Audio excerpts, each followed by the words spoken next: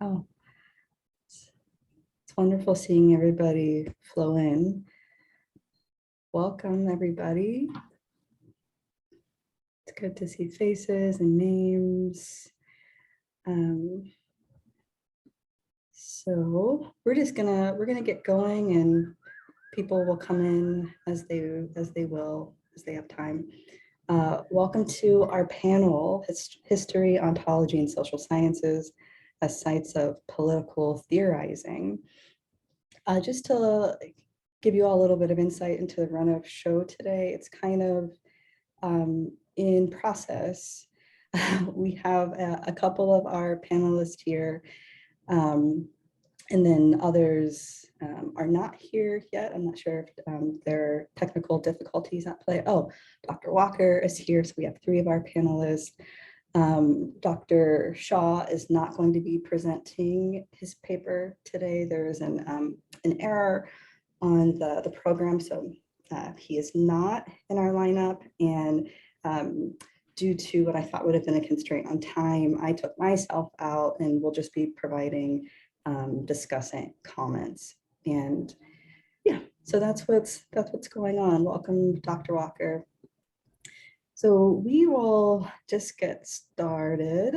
And actually, Dr. Walker, you are, let me put this in gallery view. I don't just like seeing myself here. I know you just got here, but you were first on the program. So I don't know if you're okay with going first. Okay. Sure. Okay, you want me to share my screen now? That would be great. Okay, great.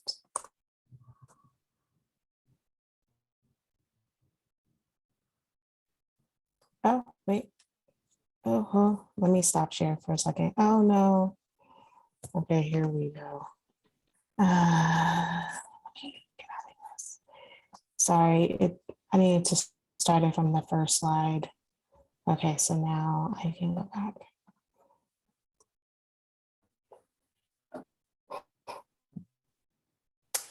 Okay, so this is about white women's tears, a quintessential threat to Black women academics. And my name is Dr. Elizabeth Walker. And there is in the literature, there's a great deal of conversation about Black women and how they exist in four-year institutions.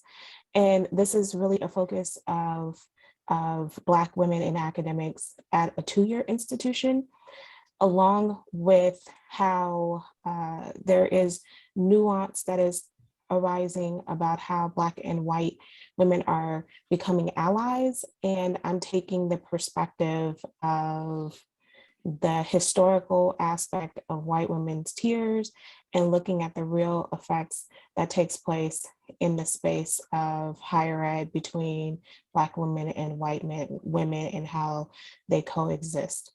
So I started from the quote, Katie Wright. She is, as many of you know, she is the mother of the slain young Black male who, and by a white female cop, and she happens to be a white woman.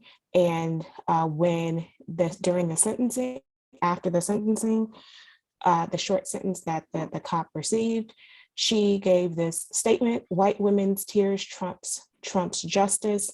And I thought my white women's tears would be good enough because they're true and genuine. And to me, and I use this as an entry point because I found that to be how, an interesting contradiction of what is taking place. So California, just to set the scene, California Community Colleges, January 5th, 2020, right after George Floyd, the chancellor specifically stipulated that California Community Colleges must have these conversations about race and equity on their campus. They must come up with better diversity and equity inclusion plans, and they must begin to start hiring, Black people on there for full-time faculty status. So who are the faculty? 54 to 55% of them are women. Of the tenure track women, of the tenure track faculty are women. 21% of them are white, and 6% of them are Black. I did look at the part-time stats, and the aggregate number does, even though there are higher number of Black women and a higher number of white women who are part-time faculty, but the percent actually is relatively the same. So 61,000 faculty members are in the state, 4,250 are part-time, and 18,500 are tenured faculty. In the paper, I do go into the penalty of not having, there's a state statute in which each campus must have a particular ratio, but most campuses are out of compliance, and they rather pay the fine, which is the cost of a full-time faculty member. So 645 Black faculty across the state are tenured. There are 645 Black female faculty across the state in 115 colleges, and with a group of 1.2 million students. So this research focus, as I said, is I'm really beginning to look at social identity theory, but I'm looking at the social identity, but I'm looking at whiteness as a social identity theory, and how white women weaponize whiteness as their social identity theory in order to oppress and harm Black women on community college campuses. Literature review, quickly, I have pictures here. But I'm looking at privilege identity exploration model, and where it's contextualizing this race and gender identities and how they interact. And it gave a construct, and as you see in earlier film, as an example, there's a social construct that has been identified for white women that are viewed as the feeling of being bullied, the feel that they're innocent and they need to be protected, which traces all the way back through slavery. And so this social identity of race, of whiteness, starts off 1776 to 1920. White women didn't have the basic right of a citizen, right to vote, but they did have power over the enslaved. White women were much more gifted. Black women were a lot of times gifted towards white women. And so it created this subservient notion that continues to persist. The passage of the 13th, 14th, and 15th Amendment began to lose their standing. And then as you look at the literature, especially around the suffrage movement, in which there was, as they felt that they had a better social standing because of their whiteness, and thus Black men became, how can a Black man all of a sudden become more powerful than they are? And so the one thing that they began to start weaponizing is their white tears over Black men that could absolutely cause harm to Black men. So methodology is the social identity of whiteness, how it manifests in the workplace. It's a narrative case study where Black female part-time faculty, looking at how that manifests, and looking at the Southern California Community College that this takes place at, is a faculty book club. Faculty book club was composed of 6 women, 2 Black women, 2 Pacificers, and 1 Latino male. And they use the page, and I felt that this was an important quote that centered the whole experiment of this discussion, is that this book is a one-of-a-kind personal tool in which is supposed to help people understand their own white privilege. And so this book was written for white people to understand their white privilege, to dismantle the system. But within this engagement that took place, there were 4 different instances that 4 different ways that we have manifested that identity in which white women weaponize themselves, is the feeling of being bullied in which a white woman actually physically cries at the meeting, in the second meeting, and then she did not get acknowledged, and so then she wrote this letter, this email to the entire campus, an open letter to an angry man who railed at me on the book club, in which he did not rail at her, but it was this angry man and feeling victimized, and some of her comments saying that, and some of her comments in the email. The denial of racism was manifested in two ways, in which there is no acknowledgement or thought about how non-white people who were on the book selection demonstrated that there was no acknowledgement of how non-white people would feel by being in a book club, reading a book that excluded them, or that there was an acknowledgement that there were people of color that would be in the book club, but what the woman who chose it, who was a white woman, did not care. Then there was a rationalization where there was questions about what a white woman can do to improve the workplace in the midst of there being people of color in the book club in that particular meeting. And then finally, the last one is a denial of racism, in which white women throughout the entire 4 meetings continue to apologize. Finally, the discussion is that in fulfilling this, the implications and the discussion about this is that if we're going to continue, since the chancellor has made it a mandate that we're having these kind of open discussions about race, that there definitely needs to a spirit of engagement that is a safe place for Black women. White women have successfully weaponized their whiteness against people of color. And so there has to be a sense of trust in order to not have these repetitive negative interactions that take place. And the implications of these kind of situations that are taking place on campus is that, ignoring racism is also placing Black women in a marginalized space. And it's also leading to the fear of them not being able to get hired, because the faculty hiring for full-time, the faculty hiring is a situation of peers, and you're having these negative interactions with people who are your peer group. In conclusion, the full-time faculty does not reflect the level of diversity that matches the student body. And in the future, there has been a creation starting in 2021 that all community college students, Cal State University students, and UC students must take ethnic studies course. And combine that with under the mandate of hiring Black faculty on every particular campus, there's going to be more racial incidents among the faculty.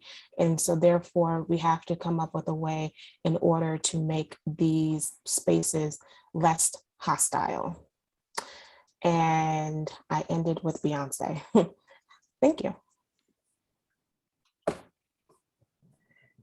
That was so good, Dr. Walker. And I love that you ended with Beyonce.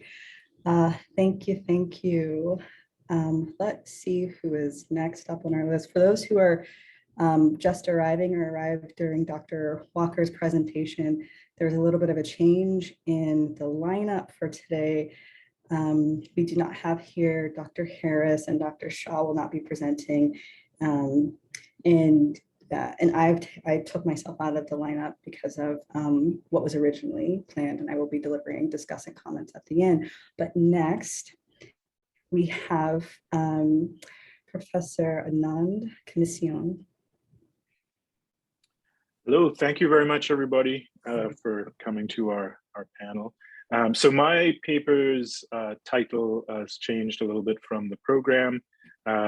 It's now reduced in its scope to Black women in labor movements.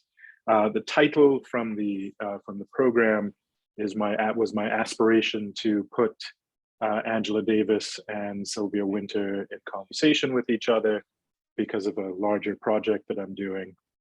But elements of that conversation are going to be in this presentation. And the person that I'm starting with is Sylvia Wynter's more in this what I'm about to present to you, the paper that I eventually submitted. That to say that later on And the reason for that will become, for the reason for putting Angela Davis in conversation with Silver Winter will become hopefully obvious in a second. So this essay represents some ruminations on the relation between movement and emancipatory resistance in the Caribbean, and then so that's this paper, but then also in the US as well, and that's where the Angela Davis component will come in. In particular, the essay explores how movement in both senses of the word was and is critical in developing class, gender, and racial consciousness. Specifically, I focus on how the generally neglected inclusion and theorizing about women's participation in emancipatory movements and the relation of those contributions to the formulation of resistance strategies is one of the more significant shortcomings in standard understandings of this phenomena, specifically in the Caribbean. Obviously, there's been a lot more work done on women's roles in resistance movements in the US and some other places. So some of these comments are criticisms are about scholarship on the Caribbean. And I should also emphasize this is the Anglo-Caribbean that I'm talking about. The European modern was shaped and materially made possible by foundations in forced free or severely exploited labor on the one hand, and extractive and settler colonialism on the other. This substantive, and that's important, the substantive substance, was constituted from already existing human lives, cosmologies, and ontologies that were forged and reforged to shape and reshape, but also themselves were shaped and reshaped by ideas that sustain the new project of utter materiality at the heart of modernity. And so that's where the theorist can come in that I am, that is the examination of ideas. These tributaries were often exploited through the movement of people as a central feature. Movement, displacement, borders, and boundaries in conjunction with the related processes of domination and control, thus constituted foundational components of the European modern. The new conception of race in related ways, the reconstituting of gender were the lifeblood sustaining this new, innovative, yet monstrous creation. Conceptions of Europe, the West, whiteness, woman, man, sexuality, civilization, and interest all depended on the construction of conceptual and physical borders and boundaries that relied on the displacement or movement, as well as the exploitation of bodies and ideas. So one of the things that I point to is Sylvia Winter's observation that the irony here is that while this created a system of domination, it also contains some elements of emancipatory potential. But the problem is that dialectic, as Winter points out, is overdetermined by the failure of Enlightenment ideals in the raising up of man, capital M, man, over the human. And this dehumanization that sustained and propelled Western economic and colonial expansion and dominance was always the central target of substantive emancipatory resistance. So part of what she's arguing and others have pointed out is that those who lived at the bottom of the well, so to speak, were, if not could not break down rationally, or rather in systematic ways, the processes of exploitation, they certainly could intuit it. So that was part of the experience of that exploitation, is intuiting the source of that and the solutions to it, even if it could not be articulated in a treatise, for example, or in a standard European way.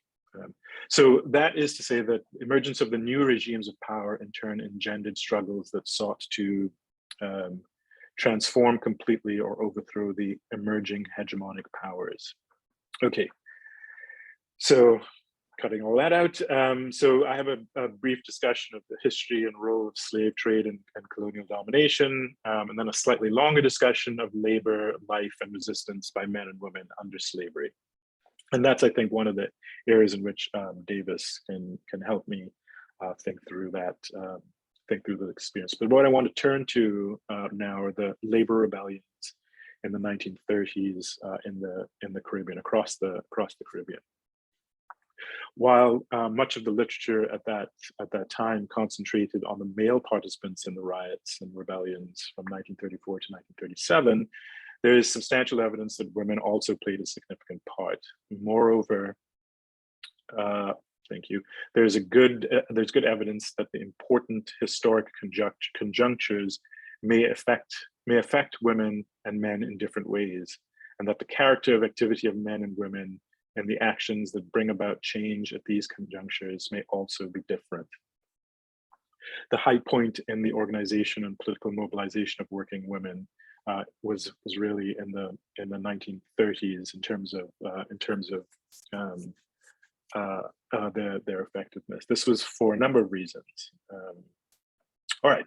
So part of what I talk about here is the trade unions in the Caribbean and how they had special sections for different labor areas that were dominated by women, and this was an entry point for women to be able to participate in the larger unions. So all of this to point to that there's a structural reason for women's participation in these movements, and also their ability to contribute. So that puts a lie to the notion that they were not significant players in these movements. Lucille Mathurin-Mayer has shown that the experiences of men and women from slavery through post-emancipation were not the same. This and subsequent scholarship has shown how an alternative view can bring people, especially women and events, into their proper light, while providing a more inclusive vision of society. Women as enslaved or free across class, race, ethnicities, used a range of cultural and social formulations to tweak gender barriers, abiding by prescribed gender norms and behavior, as well as adopting non-traditional roles. Caribbean women were instrumental in shaping the changes their societies underwent. And that's a quote from Bowles. So Mathurin-Mayer noted that self-regard as fundamentally human helped the enslaved resist the degradation of slavery. And in addition, West African traditions of production, kinship, and family also supported the positive valuation of motherhood and the equality fostered by the estate labor force. So let me move on here. So all of that to say that throughout, from slavery through emancipation through independence movements in the Caribbean, and again, this is primarily focused on the Anglo-Caribbean, women have been present both as increasingly labor, that there were some slight variations in the gender dynamic of labor under slavery, but once women were there, they played a part in labor, and in all kinds of labor, but also in many kinds of resistance. All right, women's resistance in the Caribbean, as elsewhere, was shaped by multiple systems of domination. Though the exploration of women's labor and their roles in labor movements, we see this resistance manifested. It is instructive to note gender domination was always total, even if labor and racial domination was partial. Since gender has always structured from the most intimate to the most global of human relations and social organization. But race and labor also became total systems of domination. Once race and labor also became total systems of domination, women's resistance developed alongside these new dehumanizing modalities. And let me stop there. I know that is somewhat truncated, but. Thank you so much, Dr. Commissiong. That was an excellent presentation, and as you all will see, I think that there's a lot of synergy between the pieces. So yeah, wonderful, thank you. And last but not least, we have Steph Jones, who is, you're a PhD candidate at Irvine. Wonderful. I'm really excited to hear you deliver your talk. Thank you so much. I'm going to start sharing now.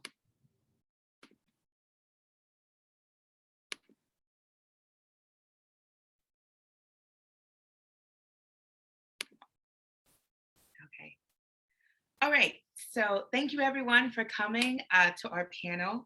I want to first start by anchoring us into sort of the place that I'm doing my dissertation work and this chapter that I've submitted for this panel.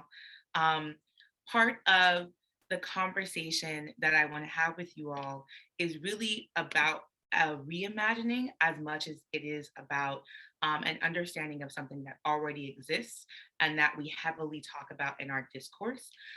So my title is Competing Ontological Traditions in Geographic Contestations, which is a really big way to say how are we competing and having big beefs in these specific spaces, these specific geographical regions, and what does that contention really look like? So to start, I want to anchor us in sort of the space. So this is a really specific part of the San Francisco Bay Area, which is a part of California. And this whole region is really dense. It's full of some big cities that you might know, like San Francisco, the city that I'm going to talk about, like Oakland. There's also Richmond and San Jose. And then sort of surrounding these sort of denser parts, there's suburbs like Walnut Creek, Pleasanton, Lafayette, places that you might not be familiar with, but are equally as important when talking about this one place that I'm going to be mentioning called Oakland. Part of the region of Oakland, I'm going to show you a poor cutout of a map of what Oakland actually is. It's literally this tiny space in this big region called the San Francisco Bay Area. And so the contention that I'm locating in this geographic area is really off of this really small space. And as I'm going to show you, it's not even really the entire thing. So this is what Oakland looks like looking from San Francisco. Like if you were literally just standing at the edge of San Francisco looking into Oakland, you're kind of seeing in this picture, sort of towards the bottom, that's West Oakland. In the middle, we have the downtown region, and going all the way back up into the hills, all of that is the Oakland Hills. Some of you may have known sort of what the region of the Oakland Hills looked like just because they caught fire once, and that was a big story for a while. But we talk less about the Oakland Hills because most of the minorities stay on what we call in Oakland the flatlands. So we're talking West Oakland, largely East Oakland, some regions of North Oakland, and Black folks typically are centered around those places. So here's a racial mapping of Oakland looks like. On the left, we have the sort of red line areas. If you see those red parts, that's where all of the Black folks were designated to live. On the right, you have the sort of like current Oakland map that sort of looks at the demography of what Oakland looks like. And if you can see, there's this really big divide of where Black folks are really concentrated and where they're not concentrated. So in my paper, I'm really trying to think through what the contestation looks like as Black people in Oakland are being removed, as they're being removed from these areas in ways that we talk about gentrification. But I'm going to sort of try and parse through why I think when we talk through theories of gentrification, we're kind of missing the mark on what's actually happening in Oakland. So I'm using this conceptual framework that I can go into in the Q&A if you all have questions about it. But I'm trying to think through what are these racial regimes that help us to make sense of Black removals from Black spaces. And by racial regimes, I'm literally talking about sort of these racial ontologies that help us to understand Blackness in a particular way as something that can be marked as disposable, Blackness as something that can be marked as peoples that can be dispossessed. And I talk about asymmetrical dispossession, meaning that we're focusing our dispossession on one people's, one subject, one body, and how that body looks, that helps us to remove the sort of protagonist of violence onto what we understand as Blackness to be. I'm sort of stealing from McKittrick here and thinking, Catherine McKittrick, and thinking about Black placelessness and how epistemologically Blackness is tied to placelessness, meaning that it's about captivity and then removal, captivity and removal. And the idea here is, how are geographies, literally places, used to mark people as disposable, to mark people as peoples and subjects that can be dispossessed? So my overarching question is, okay, no, you don't want to play anymore? Okay, thank you. How can we conceptualize a spatial theory that does not privilege private property?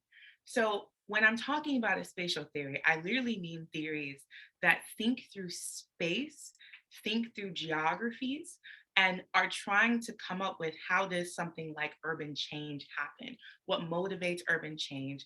And more importantly, what I'm thinking about, what are the logics that are being contested when we're seeing urban change happen? And how do those logics compete against each other? And so when I say privileged private property, when you look at some of the theories that we're going to talk about in a second, like gentrification, like some of these more class-based theory, private property becomes central to how we think about the value of certain places, how we think about what needs to be protected, and more importantly, how we think about who needs to be kicked out or removed from spaces just by virtue of them not being a productive body or a productive subject. So in my chapter, I really theorized through Moms for Housing. Moms for Housing was a group of mothers and families that moved into this West Oakland home on Magnolia Street. And part of what they point out is there are many houses in Oakland that are sitting vacant because companies and corporations that have been in the business of like flipping houses, for those of you who watch HGTV, there's all these shows about like buying houses and flipping them. Well, that's happening in Oakland, except a lot of these homes are sitting vacant. So you have these homes that are empty, and you also have an increasing number of homeless families that are being removed from their housing. The point and motive for Moms for Housing was a right to housing, that everyone deserves a right to having a home. This narrative, though, is being flattened by a narrative about affordable housing, which is complicated and really sort of tries to downplay this more complicated conversation of who has a right to a home. So in thinking through what the vernacular of these two traditions that I talk about, I really talk about two different positions. One being a conversation around housing struggle, another being a conversation around geographic struggles. And I do see these things as not only separate, but antagonistic to each other. So here's the vernacular of what we talk about when we think through urban sociology. We use words like displacement, segregation, inequality, and the neighborhood effect, for those of you who are super urban social nerds. All of these are ways that we talk about what is happening in terms of Black captivity, what's happening in terms of Black removal. And I'm not just saying that these words aren't helpful, I'm also saying that they're distracting us from really observing what's actually happening, particularly in Oakland right now, where we're not just losing people within a particular neighborhood, but we're actually redefining what these bodies mean and what community means to the people who are experiencing this sort of urban removal. And so thinking through, as opposed to thinking about displacement, segregation, I think through dispossession and apartheid and objection and enclosure, and really trying to think about what type of captivity is led by these new and competing ways of thinking about community.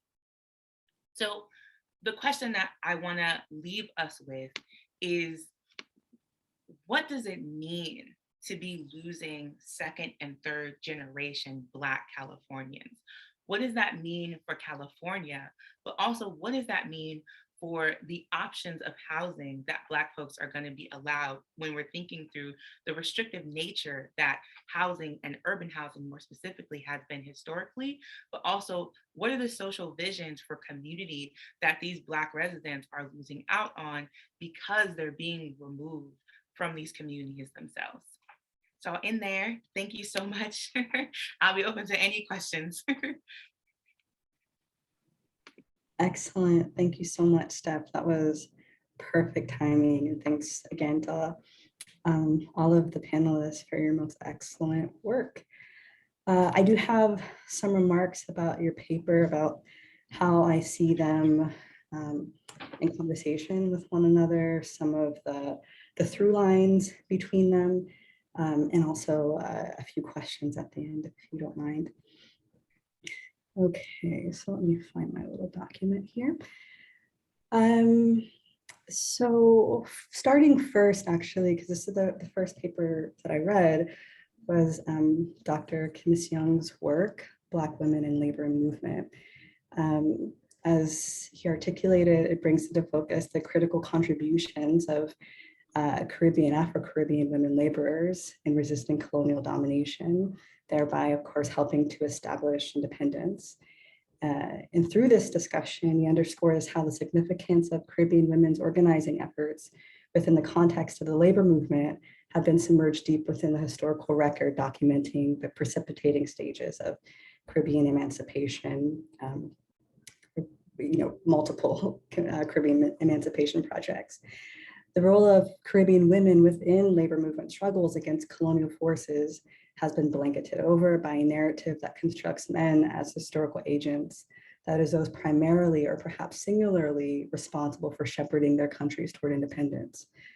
The problems inherent in the circulation of such errant historical accounts are manifold, with one significant concern being that through such omissions, women are once again coded as non-historical, which is to say that women are subject to being moved, but are not the ones who initiate movement at the level of shaping futures.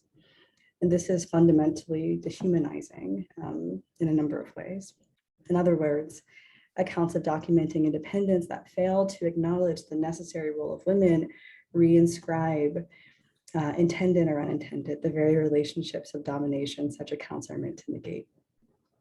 And this brings to bear the centrality of the concept of movement in Dr. Commissiong's work, which at the onset of his paper, he announces the importance of considering in both senses of the word. Doing so, he argues, permits us to apprehend better the development of racial, class, and gender consciousness during moments of emancipatory resistance in the Caribbean context. His argument in this regard is layered, as you heard. One aspect of it, though, that I do want to highlight is in what I see as his focus on how the historical ontological displacement of Caribbean, Afro-Caribbean women as outside or beyond the category of women actually opened up new terrains of possibility with respect to emancipation. In other words, the degendering of Caribbean women, Afro-Caribbean women, qua women, meant that Black Caribbean women inhabited, or they moved within public spaces, thereby engendering a political, racial, and gender consciousness that made intelligible to them theirs and others' conditions vis-a-vis apparatuses of power. Or put differently, their movement into and within the labor domain, their critical involvement in labor movements helped to redefine, or rather move the contours of the category of human. And again, it's perhaps because I read Dr. Commissiong's work first that I couldn't help but see movement as a concept around which all the papers seem to have coalesced. So moving on to Steph's work, competing ontological traditions and geographical contestations. It also foregrounds the significance of literal movement and contesting geographically rooted claims of value, that is, appraising one's value against a geographic metric of worth. And such estimations, though always, as Steph points out, intersect with race, or at least in the context that Steph is exploring. Situating the actions taken up by Moms for Housing as a fulcrum for discussion, Steph expresses how movement within spaces, the way we inhabit them, especially those organized around the logic of Black fungibility, entails the possibility of redefining or reconstituting the boundaries of the human or humanity. Here, taking up space and doing so in ways governed by the will of the people for liberatory ends allows for a different relationship with space to emerge, and thereby, of course, a different relationship with themselves and their communities to emerge, and also different relationships between them and centers of power. So sort of reconstituting all of these different concentric spheres. And since, as Steph points out, space and the individual are mutually constitutive, that what philosopher Edward Casey would call a geographical subject, or that is what they are, being is also reimagined through these movements. To add to this, the decision to engage in acts of geographical contestation centered in politics of refusal, that is a refusal to accept dispossession as a fundamental good, announces that those who live in places marked as bereft of value are not themselves disposable. Steph is thus making an ethical claim about processes of development, as I see it, which is itself a political act. That is, Steph is bringing those who appeal to a market logic to support their projects of development as dispossession in order to act with impunity. Steph is, in other words, moving the human being back into the sphere of such calculations around the organizing of space. Finally, Dr. Walker's work, White Women's Tears, the Quintessential Threat to Black Women Academics, as I see it, also deals with matter of movement, though in a different way. Dr. Walker's work discusses the phenomenon of white women using the language of pathos and engaging in behavior meant to elicit pity in context, pity among other things, where race is being deliberated on.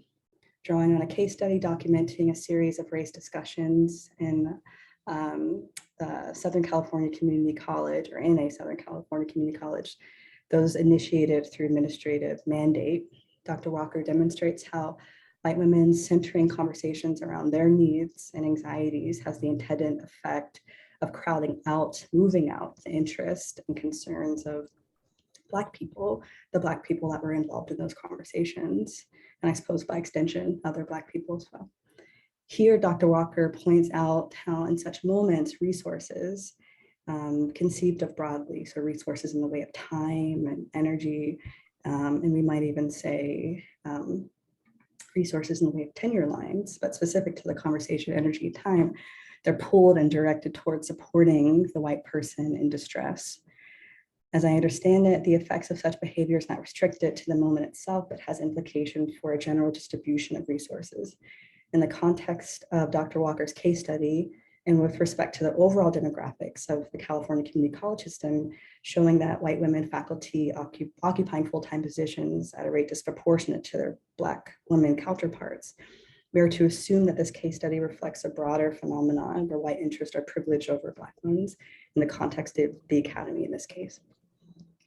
At a more local level, Dr. Walker's work illustrates how white women's tears literally are weaponized so as to restrict what can and cannot be said about race, and specifically limiting conversations which might disturb a sense of oneself as non-complicit with anti-Blackness.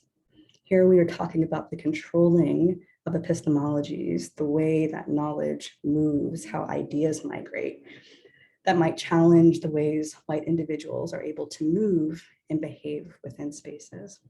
So again, centering movement. And I have a few questions that I'll try and keep it brief so that we can open up conversation to everybody else. Anand, so this is something that you say at the end of your piece, and I'm not sure if this is sort of out of the scope of your work, but what you said struck me. You say at the end that movement made women public. Though during such historical periods, and I would even say like even in our current moment to some extent, the relationship between public and women is a dangerous one in the sense that to be a public woman, I mean that carries a lot of connotations, right? But to be a public woman, to transgress into the public spheres, to mark the woman as deviant. So I'm wondering, how were these women laborers, those involved in the labor movement, if you were able to gather a sense of how they're able to negotiate this positionality, if that was in fact something that was at play, if it was an issue. And Steph, I'm actually going to grip at some of the questions you yourself ask at the beginning of your work. I couldn't help but be super interested in knowing more about moms for housing. Is that what it's called? Sorry, yeah, moms for housing. And because you say that you're theorizing through them, and yet as I read, I found myself wanting to know more, and specifically how you observe their strategies as a way to help answer some of the questions you raised once again at the beginning of your work. That is, how can looking at the work, the actions that they've taken, help you answer these questions? Who is the Black resident? Are they a class, social, or political group? What mechanisms exist to abject and subjugate the Black resident? What are the motivations to protect them? So how do your observations of what they've done help to evince some of those responses, or to answer some of those questions that you raised? And finally, Dr. Walker, I'm interested in your take on this. What are a set of responses to white women's tears? Right. So if they are a weapon of a sort, how can they be challenged or neutralized? And so that's What you to do? a general question. Oh, sorry, I don't know if we were being Zoom bombed. I was like, oh gosh, no. But yeah, how can they be challenged or neutralized? How also do white women's tears contribute or affect the uneven distribution of resources in terms of tenure lines, especially since you talk about that at the beginning of your piece and you raise that issue in your presentation. So that is, how can you extend the observations that you laid out with respect to the reading group? How can you extend them outward to make a general assessment about what how white women's tears have affected the constitution of the faculty body, which is kind of like, speculative, but really, I suppose what I'm asking you to do, or asking you to consider, is bridging, to the two parts of your paper. So the part where you're talking about the demographic and making note of the disproportionate, or how white women faculty are disproportionately, how they inhabit these full-time faculty positions with respect to their Black women colleagues. So are there insights that we can glean from your observations with respect to the book club to make sense of why the Constitution is such as it is? Yes, so that's what I have. We can start there, or if the audience, if participants have questions that we want to gather, that would be okay too. But again, thank you all for such wonderful work. It's really very much inspiring. Thank you very much for your comments as well. Are there questions from our friends in the audience? And you can drop them in the chat as well.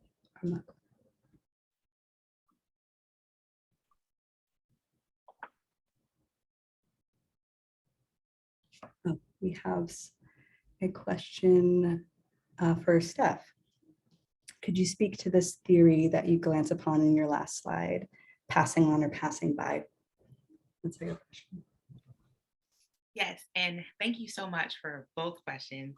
I feel a little called out because you're asking me exactly the part that I'm working on in the job right now, which is great. It's great because I'm going to have to say things out loud that I don't know if I stand by just yet. But it kind of goes exactly towards Isabel's question, which, I'm thinking through the longevity of any Black community and what that means for that to not be there. So, for example, I am a second generation Californian. My parents were the first to come here. They were brought here by their parents who came from respective Southern states. And, now I'm in a position where I'll never be able to move back into Oakland. And, unless there's some huge, housing bubble burst again, there's just no way I'd ever be able to. And the community that I left when I left for college and came back after isn't there. And so just thinking through the mobility of Black communities and what that means in terms of, you know, the big questions around capital, what that means in terms of the big questions around being and subjectivity. You know, thinking through how Blackness is used to really motivate housing values.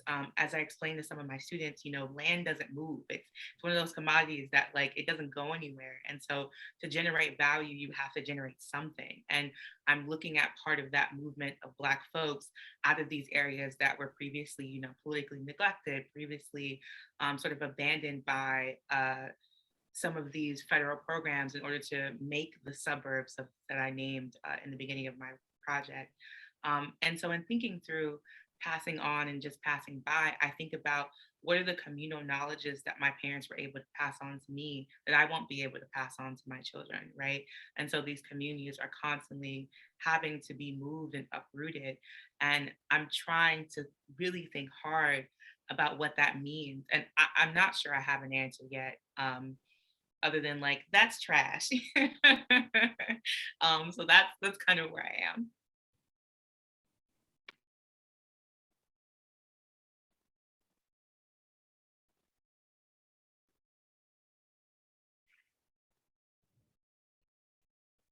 And If I can, oh, yeah. jump in, yeah, Dr. Melonas, thank you very much for your putting your finger on something. And so to immediately answer your question about the perils and possibilities of public women as deviant, I don't have a sense of how they negotiated that, but thank you very much for calling attention to that. And it's certainly, you're absolutely right that it is the absolute right evocation of that phrase, public woman. I'm getting it from a book that I read when I was an undergrad. It's still with me, The Rise of Public Women. And one of the things that I found fascinating about that was that was the claim that women coming into the public to fight for their own rights as much as and sometimes even abolition, that that the concept of public woman was transformed from,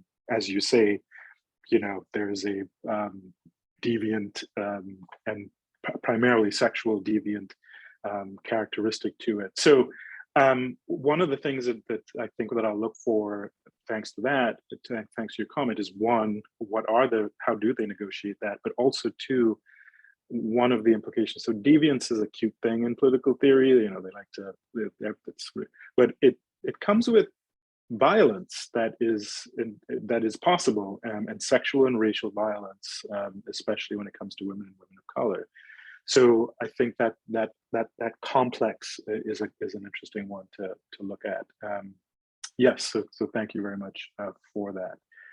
And I think that's also it may also help with the conceptualization of how the categorization of Black women or miscategorization of Black women both confines and then opens up. You know, there's a relation between that closing off and opening up that's important, and that's another dimension of it that's important, I think. Thank you. Thank you. Thank you. Thank you. Thank you so much for your comments and the question. And I think it combines with the question in the chat.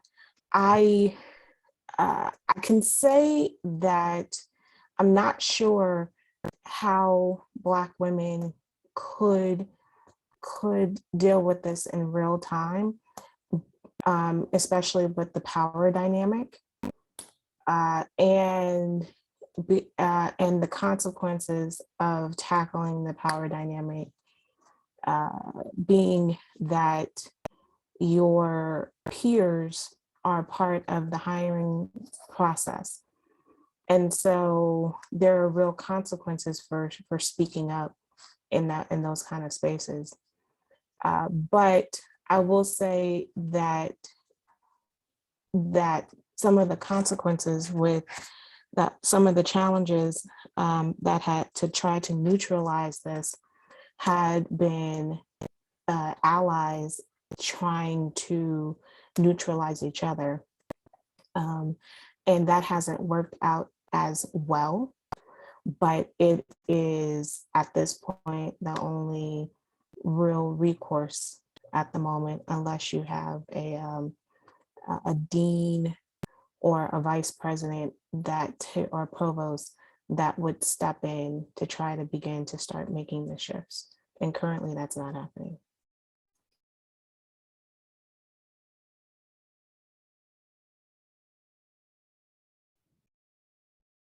Thank you, Dr. Walker. We might have time for one more question if there is one. Thank you for the questions in the chat as well. Yes. Or comments. So I think there was one for you. Oh, there's another one coming. Oh, there are a couple. Here we go. So just to answer Tiffany's quickly, there is, I don't see anything necessarily special substantively. In fact, the larger work is to put Caribbean women in relation to and conversation with women in the US, for example, because there's my larger interest is in movement, not necessarily in movements, say in the Caribbean. So substantively, I suppose the reason for women in the Caribbean is because there was just so much movement in the Caribbean from the beginning, and movement in terms of physical movement of people, but then also movement conceptually of who controlled what territory over the course of Caribbean history. So those are it's the larger interest in movement in like both senses of the word.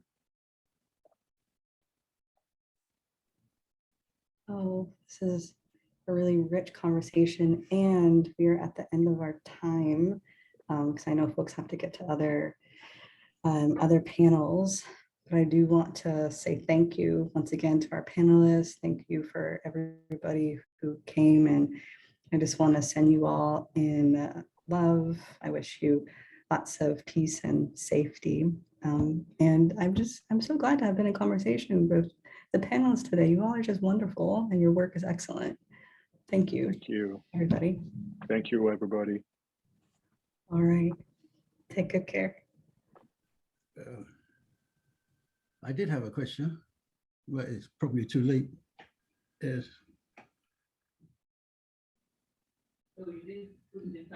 Yes, I had a Did you have a question for any one of the three of us, or for you, Dr. Commissiong? One of the things you mentioned, of course, was the kind of survivals from the West African experience of women, and so of course some of those, and I don't know that you elaborated it, but I'm sure you do in your paper. You mentioned having conversations about the activism movement of women in the Caribbean and women in the United States. But of course, also women in the West Africa played a significant role, both in the kind of nationalist movements and in the kind of post, in the kind of contemporary state and battling the state around a whole range of issues as well. So I don't know if your work will also. It does not. No, it does not, because I'm really focused on U.S. Caribbean dynamic. It's somewhat arbitrary, but not. It's personal. That's literally it. These are the contexts that I know, because of course that the same dynamic is happening in South America as well, in Brazil. So I do. I'm both arbitrarily and not arbitrarily limiting it to Caribbean, and because it's also Anglo-Caribbean that I'm looking at, which is an arbitrary demarcation, because the rest of the Caribbean also has Afro-Caribbean women who are in movements. I mean, Sylvia Wynter, for example, is just a perfect example. She was born in Cuba, but of Jamaican parents. So I should be including Spanish and French as well. So it is, it's a limitation of what I'm capable of encompassing is the cheap and easy answer to that. But you're absolutely right. Yes, that African women and African descendant women were part of all of these movements. Yeah, most definitely. But thank you for that. Yes. Thank you. Okay, I guess we do have to run now. Okay, I'm so sorry. take care. Peep up. I'm sorry. All right, take care, everyone. Thank you again. Yeah, thank you. I'll have to see. Well, I will see. You'll be on the panel, Anand, right? Yes, the plenary, the roundtable. You think? Yes. I'll see you. Yeah, I'll see you then. Bye, Steph. Bye. Take care, everybody.